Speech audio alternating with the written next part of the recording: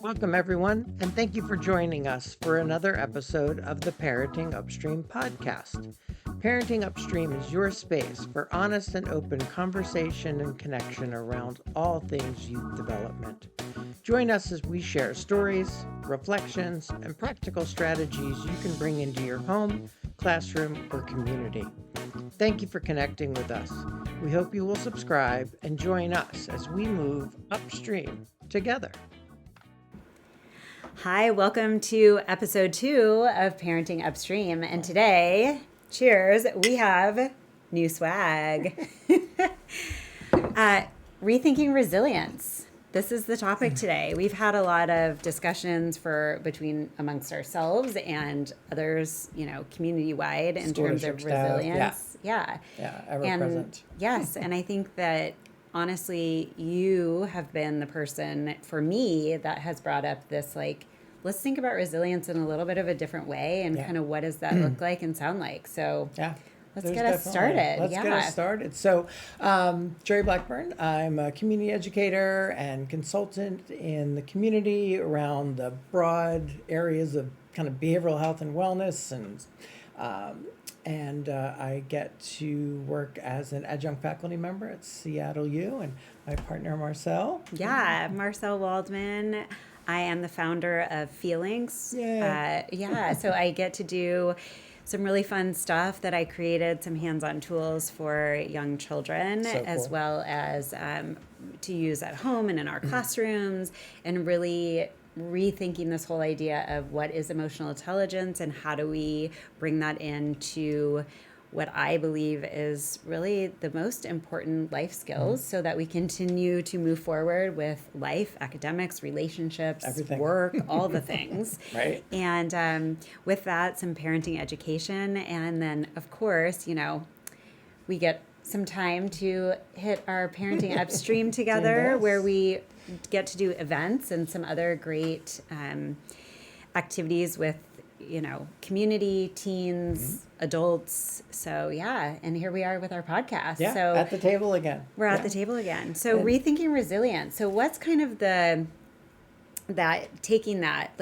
how would you say we are rethinking this kind of idea of resilience? I think it's been a buzzword for a significant period of time, and and so as with those kind of buzzwords, we started to amplify it to the point where everything was about building resilience. And I don't know where I was running or something, and all of a sudden I was like, wait a minute, right? Because the idea of resilience comes out of the Kaiser Permanente study regarding trauma and what occurs in a young person's life when they experience trauma and they have adverse childhood experiences, and how they are successful, right? And so that kind of understanding of resilience is really predicated on adversity. And so the idea of our communities all being in a state of adversity is really untrue. Right. And so they're not experiencing opportunities to develop. I think what we're really talking about is just youth development, all the things that we do in our community, and the development of grit, right? The ability to be uncomfortable and frustrated and in a place of learning. We were just talking about that today, that has a level of tolerance associated with it, right? You can't really use the word growth. Don't say growth mindset with kids either. They're like, again? I don't want to hear that again. Yeah, but it really is the ability to embrace challenge and stay in that place. And so that started to really bug me. Started to get me thinking of not the research we have on developing resilience, but anti-fragile mindsets where kids can bounce into something in terms of adversity and stay there and make it through instead of getting frustrated and uncomfortable and backing off. Well, and I think that's part of it, right? We were just discussing before this that frustration is real and is okay. It's okay. It is a very valid, very valued feeling to have, is to feel frustrated, to go through a process of learning a new skill or repeating something that you've tried in the past and trying again. And what does that learning space look like? It's frustration because you're doing something new that you haven't maybe attempted before or haven't attempted to the end game that you want to hit. Like, and that's okay. Yeah.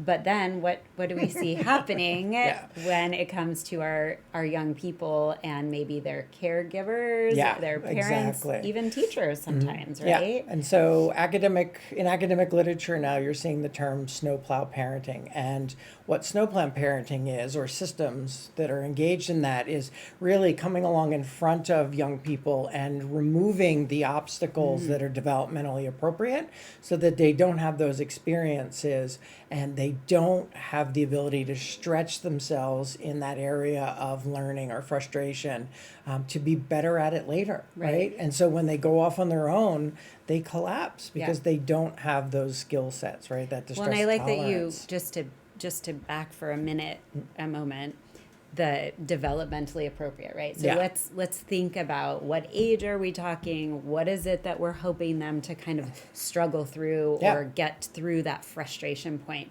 Are we asking too much? Are we expecting too much?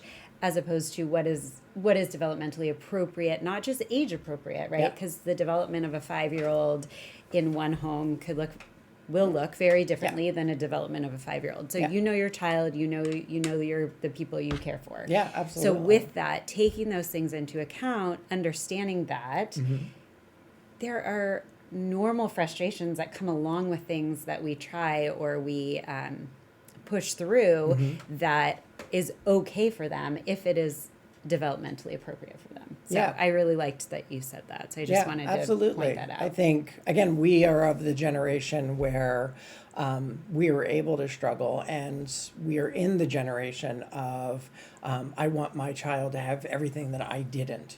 And what went in, the baby in the bathwater, like what went with that is adversity and struggle. Right.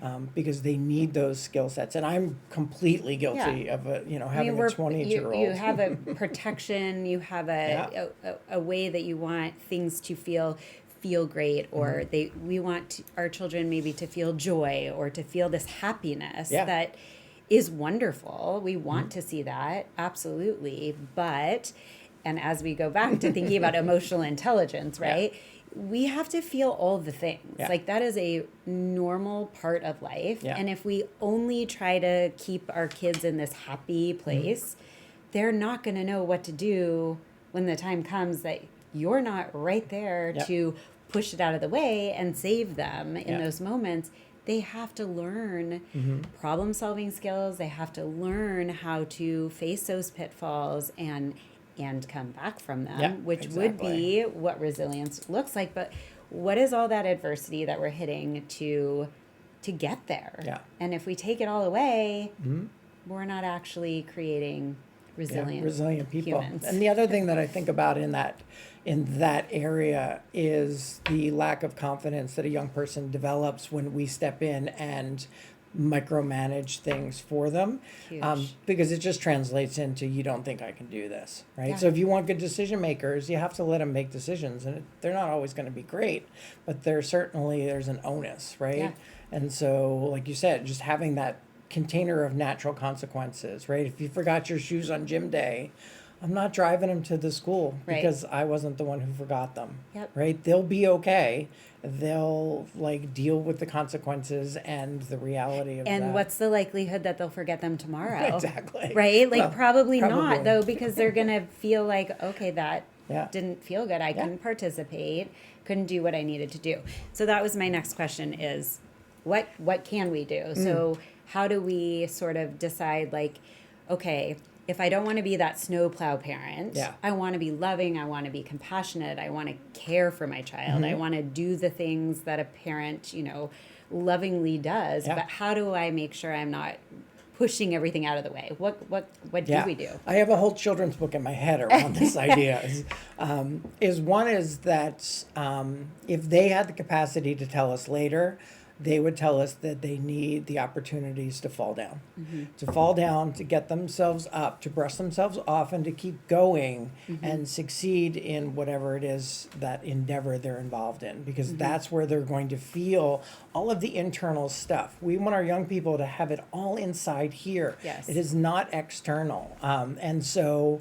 and that's the self-confidence you were talking Yeah. about, right? Like the more they know that they were able to do it, Yeah. the better they feel when they walk out the next day or the next morning or the next time they go Yeah. to, whatever, give it a try again. Yep. They're going to feel more confident. And that is Absolutely. hugely important to grow that for them from a young age, so that as a grown adult, we have confident people. Yeah, absolutely. Yeah. The other thing that I had to make a shift in my parenting is celebrating and congratulating the efforts rather than the product. Huge. That's a big, yeah. what can we do? Yes, I love that. Because that's what you're trying to encourage, and you want them to have the capacity to work hard, right? So saying like, wow, you worked really hard on that, versus, wow, that's beautiful. Like, yes, my refrigerator still has things on it from Right. When my little person made refrigerator art, and it's joyous and fabulous, but it's not works of art. Right. It's precious. But when they work hard on something and you represent that, it encourages them to continue to work hard. Again, elongating that arena they have of doing the hard stuff to get to the Well, even the just object. to speak to that, I go to the littlest people because I was a Yeah. kindergarten teacher, and boy, the tying of the shoes, or the preschool I worked at, the kids had shoes off, so they had to put them on to go outside. So this sort of like frustration of like getting them on and getting them tied to get out the door, because that was how they could go play outside at the Yeah. preschool. And you have those kids that will like take their time. It takes them a really long time, and they're really trying to get them on, and they're trying to, and you're like, come on, like we only have so much time outside. But letting them move through that, as much as then you've got the kid that's like so frustrated, that's trying so hard to go outside, and they want to get their shoe on and they want to get it on, and they're getting angry about it, and they're Yeah. feeling that frustration. Again, I know this is like, seems like a very small problem, but to a little person, that's No, not but a small problem. It's But the developmentally. more I allow them the time to feel frustration through that, and yes, there is the moment where the teacher gets to come in and be a helper, Yeah, helps but we're every going once to in a while. let them kind of push through those moments, so that as we come the next day to do it, it could look very different. Yeah. And so as big as those problems can feel, or those moments can feel, as our kids do get older, they become bigger to us as adults too. Sure. Allowing that and allowing those moments until you feel like, okay, there is a time for me to move in. Yeah. And there is a time for me to support this. So making sure that kind of where that line becomes Yeah. is something that's going to be very different Yeah. for each of us in our homes and It's always going to be in a our cost communities. benefit ratio, right? Some Exactly. circumstances I have to get out the door, right? Yes, exactly, that too, right? So we're just like, okay, today's the day. Yeah, We need to just we move gotta it and go. go. Sorry. Yeah. Yeah. So we have those moments, but it's about changing kind of the whole umbrella, the whole practice, that we're not continuing that. Yeah. So how do we kind of teach the value of challenge? Kind I of the think- can't versus the not yet kind Yeah, of thing. I think the modeling of that and really kind of representing that growth mindset in all the stuff that we do and the encounters that we have. Right. Just creating a normalcy around adversity and challenge, because it is what is beneficial, right? The product might be awesome, but really the work ethic, the time, the energy spent, those are the things that young people are going to remember. And again, what we want them to have the capacity to do going forward without us, right? We don't want them Right. crumbling in a moment of adversity. That we want them remembering and having that muscle memory of going, oh, okay, this is a challenge. I can work through this, Yeah. or I can come up with like problem solving Exactly. during the moment. Yeah. As they learn those things as they grow, however, when those opportunities come, to grow, to learn the not yets. Yeah. That those are those growth opportunities. Yeah. I was also going to come back to the idea that, as we talked about, kind of the developmental piece to all of this, you know, what our expectations are as parents, and how sometimes, you know, like I have a little person who's 13 who talked very early. He had a lot of language. He had a lot of, you know, my husband's like, oh, it feels like I have a roommate, you know, sitting at the table with me at dinner. Hello. Yeah. And that's how he felt to us. Yeah. But I always had to like remind myself, like, he's just 5 or he's 6, you know? So sometimes we do need to take a step back for a moment, realize like really where our children are. Yeah. And then to the other side of that is being models. And we kind of hit that in the beginning, but when I have those moments of frustration because I'm trying to work through something, we still do this as adults. Yeah. So modeling that for our kids, even as, you know, I am now a grown adult, my mother has, you know, can show me that she still works through things. Sure. We need to show that that's a very normal part of life that will continue. Yeah. There will always be those moments of growth, those moments of I'm not there yet. Yeah. But really modeling that and talking out loud, like letting our children know, like, hey, today I tried this and like I had a really tough Completely time. collapsed, fell apart. Yeah. Yeah. I mean, even trying to set up our audio, you know, it's like, but really taking those calm moments and persevering through and being able to get there. And so how do we decide kind of where we come in and where we kind of hold back? Is that just kind of a decision we're making in those moments, knowing our children? Like, how is that kind of our parenting in those moments? I think we can be a little bit proactive about it and think critically about what developmentally appropriate things should they be experiencing, and not pushing them to a place where we're creating like stress responses and trauma. Like nobody would ever do that. Right. But again, we've dropped off so significantly. So just getting back to a place where it's even. And then the last thing that we had talked about is, and I had to make this change as far as a parent as well, is I can't remember the last time I started a conversation with my kid asking them, how did they do? Right? Oh, I love, Versus how are you? Right? I'll get to the how did you do, right? There could have been a math test or this or that, but I'm really more concerned with how they are. Yeah. And so for them, and you're talking about like the feelings, Yeah, like how are you absolutely. feeling? Yeah. I mean, because we're just so used to, how was school? How was that math test? And we just, it's a barrage of things they don't answer and they say fine and walk away anyway. But well, and I think that asking questions, right? Like just in general, if we're talking about the how do we do this, if we can ask more and listen more, we are going to get those things more from our children. And I find when I meet with parents, a lot of it is my kid doesn't talk. Yeah. Well, are we trying to fix their problems every time they want to share with us? Yeah, and I as wouldn't you were talk saying, either. one of the things that I often say is, are you looking for my advice or would you like me to just Listen. sit and listen? Nice. That to me has become a really important thing because I'll say, love my mom, but she was always I want to tell you my opinion on how to fix the situation. Give me all the problem solving instead of letting me kind of talk through. And as I'm talking, I am working through that. Yeah. And I am letting you listen while I talk. Yeah. And that's a really important thing, I think, as parents that we need to try to do better with is being listeners. Yeah. I had so many solutions for my kid. Everything. Yeah. And it's hard. It's not it because you is. want them to be successful. You want them to be comfortable. You want them to experience joy.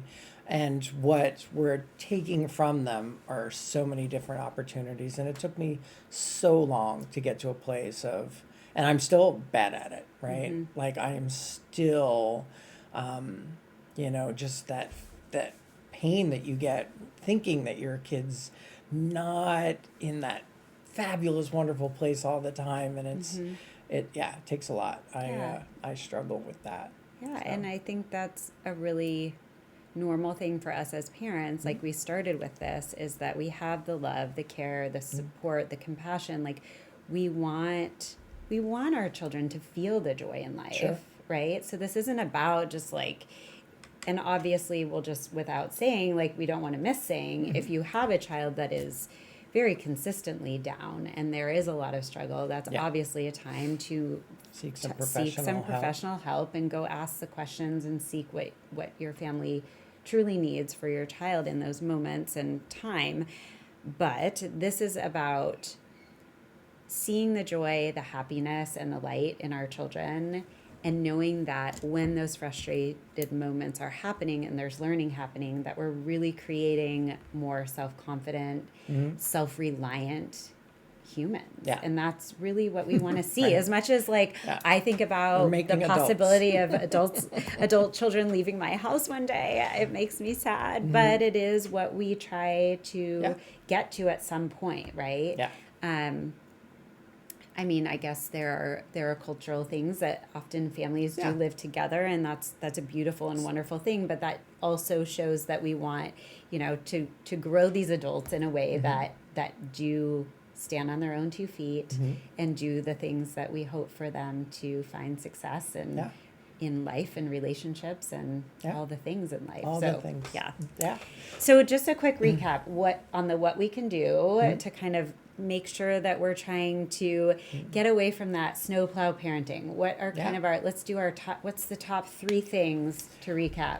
I think embracing the fact that young people should be capable of falling down, getting up, brushing themselves off, and going. So letting the developmentally appropriate adversity happen. Okay. I think asking how they are and focusing on that so they know that you're more concerned about their well-being than what they're making real fast, right? Which goes into celebrating hard work and effort over the products that they're creating, right? I think with artificial intelligence and the ability to just put in prompts now in ChatGPT or Copilot and just get the thing, right? It's more important than ever. Like, oh, here, look what I made. Well, you didn't really make that, right? So I think all of those would. Although I do appreciate a little Canva here and there. Sure, absolutely. We do appreciate that. So, yes. Yeah. Well, that's so great. I think this topic, I mean, we could talk about for so long. So this is such a great, beginning of that. What do we have coming up that we can share for some Parenting Upstream events that we have? Absolutely. We got a couple different things. I think given our topics today in terms of, I just love the idea of kids falling down and getting back up. So next week we'll jump into a world where you love, which is play-based parenting, and allowing those open spaces and social emotional learning to happen within them. So we'll jump into that.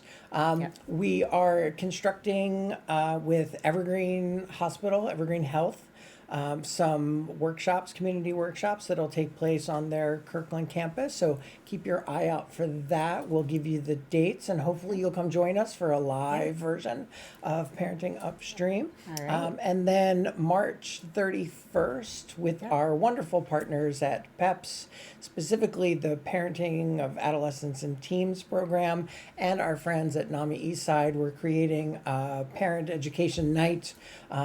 It's continuing to grow. If you know us, we're like, hey, let's have let's this do as this well. and So add there that. will be, Yes. we're hoping there will be childcare, there'll be food, and there'll be several workshops that you can attend, and just coming together, and creating some community, which is probably one of the most important things. It is. Anybody could hear us talk, but just being in the space together and breaking some bread and all that stuff. So, And just whatever comes up sometimes in those moments as you connect with other people in person. And I know sometimes it's hard. We have families and life and careers and things, but trying to get there in person is a really wonderful thing. Yeah. So Very thank you. cool. Yeah. Well, thanks for being here. Episode 2, we wrap it up. So thank you. We'll be back next week. Absolutely. All right. Cheers. Cheers. Happy New Year. Happy New Year.